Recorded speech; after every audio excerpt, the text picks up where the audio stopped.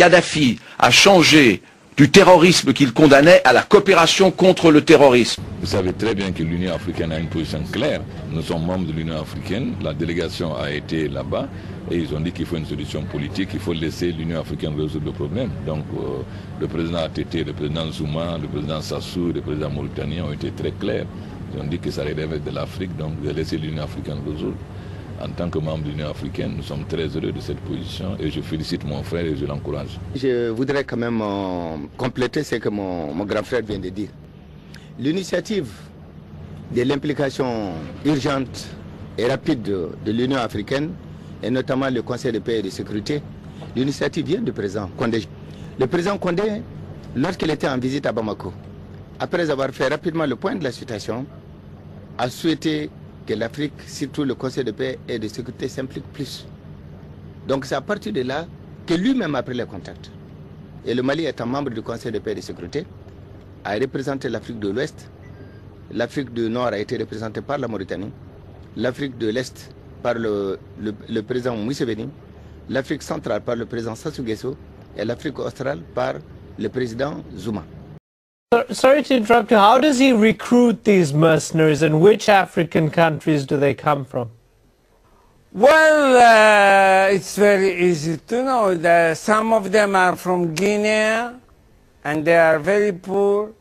I'm sorry to say that, but this is the reality. I mean, they are poor, he pays them. Kadhafi a changé du terrorisme qu'il condamnait à la coopération contre le terrorisme. C'est notre responsabilité en tant qu'Africains, parce que si nous avons mis en place des structures en Afrique comme le Conseil de paix et de sécurité, nous avons mis des organes en place pour que les conflits en Afrique soient réglés par les Africains. Nous sommes un peu gênés que lorsqu'il y a des conflits en Afrique, ce soit résolus à partir de l'extérieur. Donc nous allons prendre des initiatives afin que tous les conflits qui sont en Afrique actuellement, l'Union africaine, à travers son Conseil de paix et de sécurité, prenne l'initiative. Ce soit le cas de la Libye, pour que le Conseil national de paix et de sécurité aille d'abord sur place, enquêter, et voir ensuite comment l'Afrique peut par elle-même résoudre les conflits qui se posent en Afrique. L'initiative de l'implication urgente et rapide de l'Union africaine, et notamment le Conseil de paix et de sécurité, l'initiative vient du président Condé. Kadhafi a changé du terrorisme qu'il condamnait à la coopération contre le terrorisme. Et dès le départ, l'Union africaine a dit qu'elle est contre toute intervention militaire. Et nous avons décidé d'envoyer une délégation de 5 chefs d'État à Tripoli pour faire d'abord les enquêtes, connaître bien la situation et ensuite faire la médiation pour que véritablement il y ait un dialogue entre les différentes forces et qu'il y ait une évolution qui permette au peuple libyen d'avoir une véritable démocratie. Bon, maintenant, il y a eu les frappes aériennes, parce que quelle est la solution? Est-ce que c'est les bombardements qui vont partir à Dafi ou bien vous allez envoyer des troupes à terre?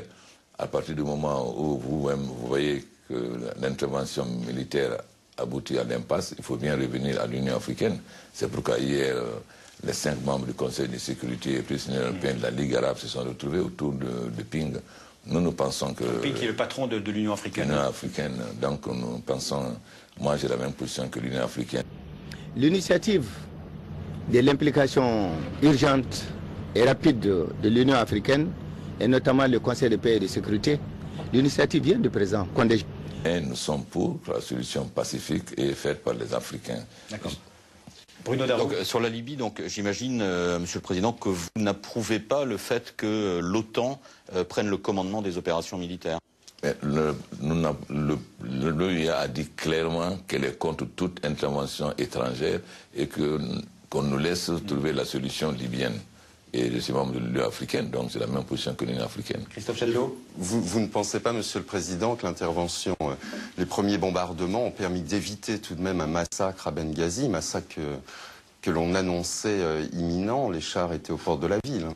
Je constate qu'à Bahreïn, les gens manifestent les mains nues et qu'ils sont attaqués et que l'Arabie saoudite a envoyé des troupes. Là aussi, il y a des gens qui meurent, mais je n'entends pas tellement de protestations. Vous mettez sur le même plan ce qui se passe à Bahreïn? Non, le comportement des autorités à Bahreïn et en Libye? Je fais un constat. L'Union africaine a fait une analyse qui l'amène à prendre cette position. L'Union africaine a dit qu'à Tunis et en Égypte, c'était des populations à main nue qui affrontaient un pouvoir dictatorial. Mais qu'à Tripoli, les gens qui s'opposaient étaient aussi armés.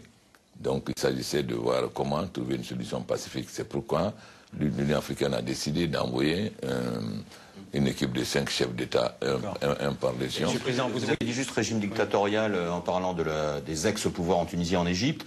Est-ce que vous qualifieriez le pouvoir du colonel Kadhafi de régime dictatorial? Bon, moi, je n'ai pas apporté d'appréciation sur le pouvoir. Vous l'avez fait sur la Tunisie et l'Égypte. Mais parce que les populations ont manifesté et ont fait partir le pouvoir en disant que c'est un pouvoir dictatorial.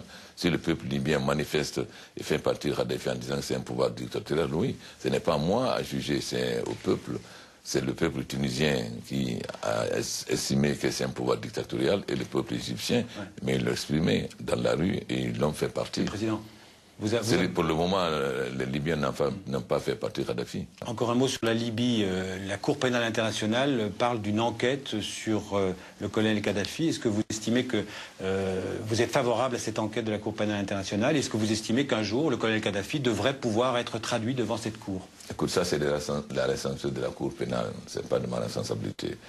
C'est la responsabilité de la Cour pénale. Oui, mais sur la traduction d'anciens chefs d'État devant une Cour pénale internationale, est-ce que vous pensez que c'est quelque chose qui fait avancer le droit international? Mais ce que les Africains constatent, nous sommes tous pour la Cour pénale internationale, mais nous constatons que seuls les chefs d'État africains sont poursuivis, alors qu'il y a beaucoup d'autres chefs d'État d'autres continents qui ont massacré ou qui massacrent, mais ils ne sont jamais poursuivis.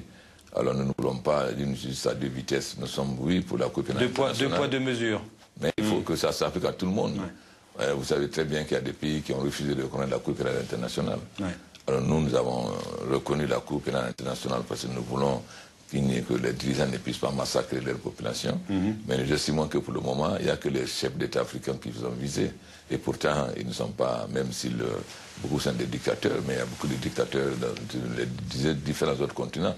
À ma connaissance, à part la Serbie, aucun chef d'État, pour le moment, n'a encore été poursuivi. Alors les Africains se posent la question, est-ce que la Cour pénale internationale a été créée uniquement pour les dirigeants africains ou bien c'est pour contre tous les crimes? Il faudrait que vous répondiez aussi à cette question. Kadhafi a changé du terrorisme qu'il condamnait à la coopération contre le terrorisme.